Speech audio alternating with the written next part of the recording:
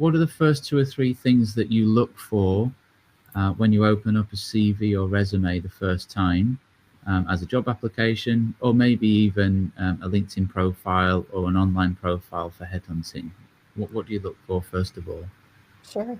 So the first thing that jumps out, obviously, is the format. Is it clean? Is it easily readable? Can I pull out the pieces that I need?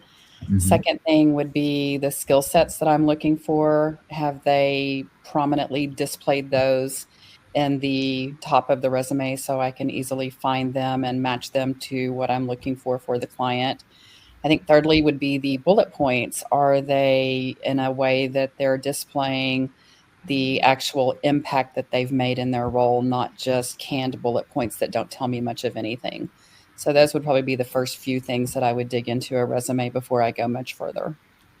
Right, right. Okay. And if you see maybe some of that information initially, but it's not Mhm. well organized, Mhm. will you spend time hunting to try to find the rest? I mean, it may be a qualified or very qualified person that doesn't care too much right now about how they're viewed online, but maybe their Right. heads down doing something really great.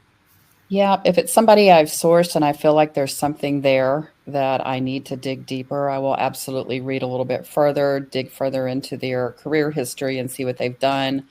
I might go if they've got some activity, if it's open source on GitHub, try to look at some of their GitHub activity. I might dig further on Google, do some Google searches, see what else they may have done, or look at their activity on LinkedIn, look at some of their posts or what they're associated with, and see if I can find more about them. If I do find them interesting enough that I really want to know more, and see if it's somebody that I can connect with and learn more about them.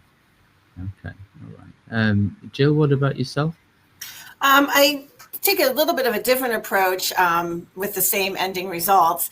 I will look at the resume. I will pull up the resume, and if they have kind of that 7-second hit with their profile of must-haves and their current employment, then I will then go and open up their LinkedIn profile, and I'll take a look to see what consistencies or inconsistencies there might be between the resume and the LinkedIn profile. And then identify, their startup background. So generally speaking, with our customers, they're going to be looking for candidates who have startup experience, not always, but most of the time. And I like to see if they've been in a similar environment. So I kind of take more of that bird's eye view before then digging deeper into additional information, as Sonia said, into other websites and other resources to find their experience level. Right. Did you say 7 seconds at the beginning? Yeah. Is that, yeah. Okay. What is that based on? So that's based on, Sonia and Edith probably see this, is, kind of the psychology around the resume review, and that a recruiter or hiring manager will take 7 seconds to review the resume, with the top third of the resume being the key real estate of information or content about the candidate.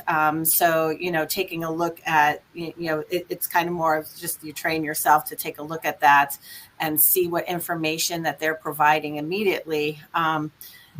Get a sense of their kind of a readiness factor for our customer. Okay, thank you. Edie, anything to add here? Yes, quite a comprehensive answer to your question already. I think I would add that because I'm doing a lot of headhunting and active sourcing for the positions that I'm recruiting for, LinkedIn profiles are very important to me.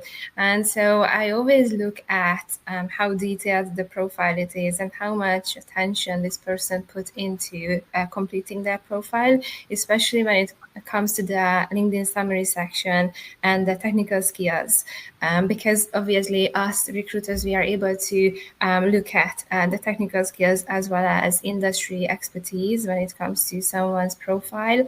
So these are very important, and I would encourage everyone who is open to further developing their career and who wouldn't be to complete their LinkedIn profile as much as possible and to list all the skills and expertise, especially when it comes to tech positions, tech stack, actual projects that they've worked on, actual task that they have undertaken so far, because the more detail there is, the better chances that we are going to actually get in contact with them and start having a conversation with them about the position.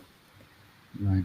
Is it possible, though, Edie, especially for some of the technology professionals, that their online profiles on GitHub, Stack Overflow, even Reddit and other groups that they're on would be more active than their LinkedIn profile? Yes, of course. Especially if they have a stable career.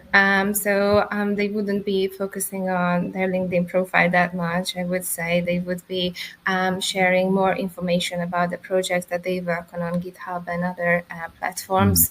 Although I would still encourage everyone to think for their future, because I think the recent times have taught all of us that it's important to plan ahead and to really maintain a network of connections in their industries, including recruiters, because you never know, something can happen, and if they already have a network of people that they can reach out to when their situation changes, I think it's better for them and for everyone involved.